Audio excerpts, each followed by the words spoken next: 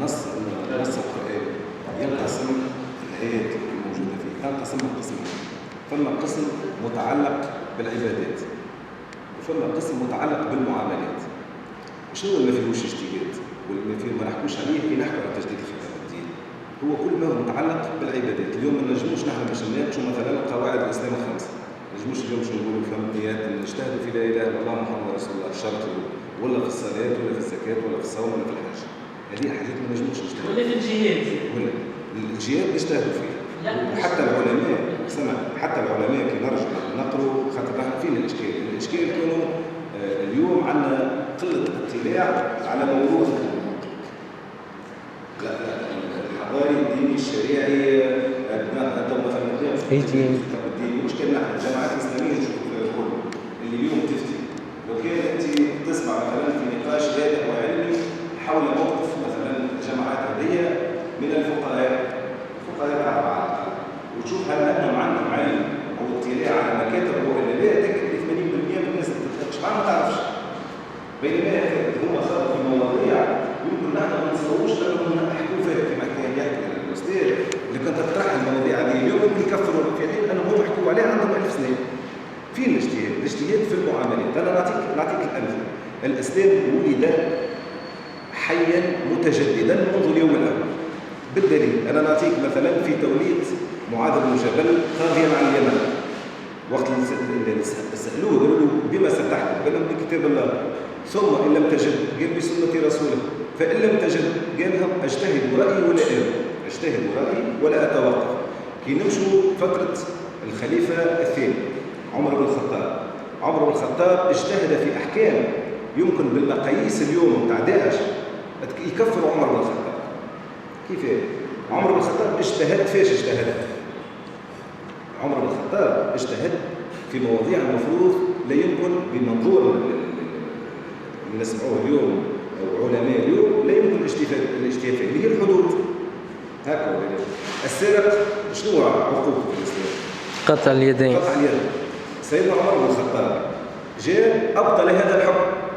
تعرفوا الحادث ابطل هذا الحكم. قال تو اثناء راهو السارق اللي يسرق ما يجبش يقصوا ايده. هل انه مولانا السؤال يطرح علينا اليوم هل انه سيدنا عمر بن الخطاب وما ادراك تجاوز في باب الحدود ام ان الاسلام بطبعه المتجدد الحي المتنوع اللي يشجع الاجتهاد هو الذي اباح له ذلك؟ هذا السؤال. في الاجتهادات في الاحكام في اليوم ابو حنيفه وقت كان في البصره وقت كانت تجيه مواضيع افتى فيها يسالوه العباد في مواضيع معينه يفتي كما نسمع اليوم الناس تفتي في التلفزه يسالوهم العباد وكذا. افتى في مواضيع معينه سالوه اعطاه فتاوي معينه. كي مشى للمدينه من بعد مشى من البصره مشى للمدينه المنوره طرحت عليه تقريبا فما مواضيع هي نفسها اللي طرحت عليه في البصره. كي افتى فيها باحكام مخالفه للافتاء في البصره. كي سالوه شنو قال؟ كي سالوه خذا بعين قال لهم راني خذيت بعين الاعتبار كون الدين لابد ونحن نجتهد ان ناخذ بعين الاعتبار الاطار المكاني والزماني. نجم نفتوا اليوم فتوى في منطقه معينه في تونس غير هي الفتوى في نيجيريا. اليوم اكبر دوله اسلاميه في افريقيا شكون؟ نيجيريا. لو كان نمشوا نشوفوا كيفاش يطبق الاسلام في نيجيريا بالطبيعه نحن بمنظورنا نحن مش نكفروهم الناس اللي يقولوا والله الناس لا علاقه لهم بالاسلام، لكن طبيعه نيجيريا الطبيعه البشريه والمناخيه وغيرها تخلي انهم هما فما خصوصيات عندهم هذيك تخلي فما مواضيع ما تنجم نفتوا فيها كان بناء على واقعهم هما غاديك واقعهم المعيشي اليوم. كي نحكوا على باب الاجتهاد تجديد الخطاب الديني هو عمره ما حبس في يوم من الايام. الفتنه الكبرى هلا قبل في الرد هل انه فما نص ديني يقول انه دافع الزكاه غير مسلم؟ لا وجود لنص ديني ولا وجود لحديث عن الرسول صلى الله عليه وسلم يقول هذا الكلام. ومع ذلك سيدنا ابو بكر الصديق وقت الرفض القبائل العربيه ان تدفع الجزيه ان تدفع الزكاه كفرها واعلن عليها الحرب. وشكون عارض في الموقف؟ عارضوا سيدنا عمر بن الخطاب قال له ما فماش نص ديني. لكن في الوقت ذاك فكره سيدنا ابو بكر هي صحيحه. علاش؟ لانه في الوقت ذاك خموا في بناء الدوله خموا أن الدولة لابد أنها تكون دولة جديدة وهي مازالت دولة وليدة لابد أن نحماها. فوقع ترجيح موقف سيدنا أبو بكر على موقف سيدنا عمر. إذا تجديد الفكر الديني كان من نهار الأول نتاع الإسلام. نحن اليوم كي ولينا نطرح فيه في القرن 21 ولينا فما عندنا شوية حساسية في طرح كل ما هو دين. فكل ما تسمع فكرة التجديد شنو باش نغيروا ديننا؟ ماناش باش نغيروا دين، لأنه هو ديننا بطبيعته متغير، كل 100 عام فما مجدد يجي. وهكا نمنوا نحن كمسلمين. فين الإشكال نتاعنا؟ الإشكال نتاعنا كونه الفترات الأولى للإسلام اللي كان فيها حرية الفكر وحرية البحث وحرية التفكير. المعتزلة وصلوا فكروا حتى في بعض القرى وخلق الله، ولا والله كما كان يحكي الأستاذ هل أن الله فين موجود بالضبط؟ طرحها. وهل أنه في الآيات معينة اختلفوا في القراءة نتاعها، ثم على العرش استوى، كيفاش استوى العرش على الماء؟ هل أنه فما عرش الرحمن سبحانه؟ هل أنه فما إطار مكاني ممكن يحويه؟ أم الغزالي بحث معناه وصل إلى درجات كبرى في حاول أنه يثبت وجود الله بالعقل. شوف معناه شوف هما فين كانوا. وقت نرجع نحن نقرأ موروثنا التاريخ نفهموا علاش الدولة أو دولة الخلافة كانت قوية، وعلاش وصلت إلى حدود الصين، وصلت إلى أشطر أوروبا، إلى حدود فرنسا. من وقتاش ولت عندنا المشكلة؟ كما قال الأستاذ البكري، لأنه عند انتقال الخلافة من القاهرة إلى الاستدانة للخلافة العثمانية، وهذه من أكبر الأخطاء التاريخية اللي وقعت، أغلقوا باب الاجتهاد. وشنو عمل العرب المسلمون في بداية دولة الخلافة؟ لم يعرف قط منصب مفتي الجمهورية. مفتي الديار هذايا ما فماش شكون جابوا مفتي الديار. مفتي الديار هي بدعة تركية عثمانية باش يسكروا باب الاجتهاد وقالوا عندنا مفتي راهو هذاك هو اللي يفتينا في الدين. انتم سياح بس ما عطوش تسكر باب الاجتهاد، وهذاك اللي خلانا نتخلفوا نحن على بقية الأمم الأخرى. وقتاش فقنا في الهجرات في أواخر القرن 18 بداية القرن 19 مشينا لأوروبا نلقوا الناس تطورت علينا برشا. جينا طرحنا السؤال كيفاش نخلطوا عليها ما يسمى بعصر النهضة، الطهطاوي ومحمد عبده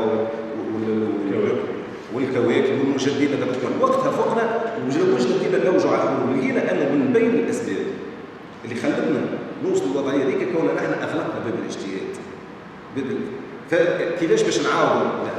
بدأت فما محاولات لإعادة طرح وفتح باب الاجتهاد من جديد، لكن فين الإشكال؟ الإشكال أنه من القرن العشرين تقريبا تلونت هذه الدعوات بالعنوان السياسي. كانت دعوتها أغلبيتها دعوات متاع جماعات إسلامية طرحت العنوان الديني للغايات السياسية، وهذا مش عيب إذا كان تمارس وتطرح عقلاني سليم، ما هوش عيب. لكن المشكل فيه نرجع نقرأ التاريخ هذا الكل نلقوا أنه كانت الغاية هي التوظيف الديني في السياسي. هذا الإشكال فيه. اليوم راهو حتى الجماعات الإسلامية اللي انطلقت أممية بين الظهرين راهو فما متغيرات كبيرة ياسر قاعد توقع اليوم، لكن للأسف خارج الوطن العربي. الجماعات الإسلامية داخل الوطن العربي ما زالت إلى اليوم ما زالت منغلقة. بالعكس نحن اليوم وقت حبينا نجدوا في الفكر الديني أنتجنا داعش، في حين أنه نحن بحثنا أخرى مسلمة كما الفرس وكما الأتراك. وقت حاولوا يخموا في تجديد الفكر الديني أنجوا دول قوية، دول متطورة، دول حديثة، دول فيها نسبة الإيران على العلم. اليوم كي تشوف النموذج الإيراني، إيران تنتج اليوم في مليون كتاب في العالم، بينما اللي ترجموه العرب في 500 سنة ترجمته إسبانيا في عام. هذه الكوارث الحقيقية نتاعنا. اليوم كي تشوفوا التجربة التركية اللي نحن عندنا شق كبير ياسر من تونس يدعي لها لكن دون قراءة أسباب. الحزب اللي هو موجود تو العدالة والتنمية حزب عمل مراجعاته وفهم أنه تجديد الفكر الديني ضرورة لبناء المجتمع أو لبناء الحياة داخل الأمة بتاعه. اليوم هل أنه حزب أردوغان اليوم حزب يشبه التيارات الإسلامية في الوطن العربي؟ حزب أردوغان اليوم حزب يدافع عن القومية التركية بعناوين إسلامية. هذه نحن لازمنا نتفطنوا ليه ولازمنا نعاودوا نقول. اليوم الثورة الإسلامية في إيران انطلقت مع الخميني أممية، لكنها وقت فشلت في الحرب العراقية الإيرانية في 90 عاودوا راجعوا واحد وعادت الثورة الإسلامية في إيران اليوم ثورة للأمة الإيرانية. والدليل اللي يقتل فيهم أردوغان في سوريا مسلمين ولا مش مسلمين؟ قالوا فيهم في كردستان خلينا من سوريا اللي يقتل فيهم في كردستان مسلمين ولا مش مسلمين؟ ومسلمين وسنة باش ما يقول الشيعة، وخاطر ما فما الشيعة مش مسلمين، مسلمين وسنة. إذا هل أن الدولة الإسلامية بالمفاهيم نتاع الجماعات الإسلامية الموجودة اليوم أليس المسلم كل المسلم على المسلم حرام دمه وعرضه وماله؟ هكا علمنا الرسول صلى الله عليه وسلم ولا لا؟ إذا كيف تقتل اليوم الدولة التركية الأكراد السنة في كردستان؟ لأن المراجعات نتاع الفكر الديني في تركيا ركزت أو وصلت إلى أن الحل هو بناء الدولة القومية بالمضامين الدينية، أن الدين يصبح عنصر إضافي داخل الأمة، ماهوش عنصر يلغي الوجود القومي إلى وجود أممي، إلى دولة إسلامية. لأن الدولة الإسلامية تاريخيا بالمضمون اللي تروج ليه الإخوان المسلمين، معناها سامحوني حتى بالضرورة لابد أن نجبكم عليها بالأسماء، لا وجود لها في التاريخ. لا وجود لها في التاريخ. كل الأمم لو كان الدين أو الدين لابد أن يكون بالنسبة للأمة هو عنصر إضافة، ماهوش هو عنصر محدد جغرافي. الجغرافيا يحددها تطور المجتمعات علميا، فالمجتمعات تطورت من القبيلة للعشيرة للمجتمع للأمم للتطور اللي نحن فيه تو. هذا تطور المجتمعات علميا، وهذا مش نحن نقولوا فيه العرب، هذا معناه علم الاجتماع. كي ترجع لعلم الاجتماع تقرا حتى شكيت الفرنسيس ولا الالمان تلقى هذا هو التطور اللي وصلوا ليه هم الستينات والسبعينات مش اليوم. نحن مازال عندنا الديني ننظروا له كعنصر او كعنصر راسم للحدود للدوله، وهذا خطا كبير ياسر. في حين انه مثلا في تركيا وفي ايران اقتنعوا بعد التجربه اللي يقول انه لابد من قراءه الدين قراءه جديده يكون بمقتضى الدين هو عنصر اضافه داخل الامه التركيه او داخل الامه الفارسيه.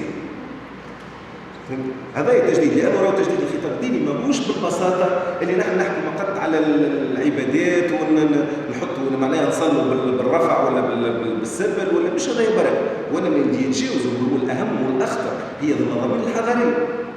لانك انت اليوم تجي داعش اليوم تقول لك راه داعش اليوم انت تسلي في الابيض اللي معناها عمر بن عبد العزيز قبل 1400 سنه قال ما تستعبدتم الناس وقد ولدتهم امهاتهم احرار.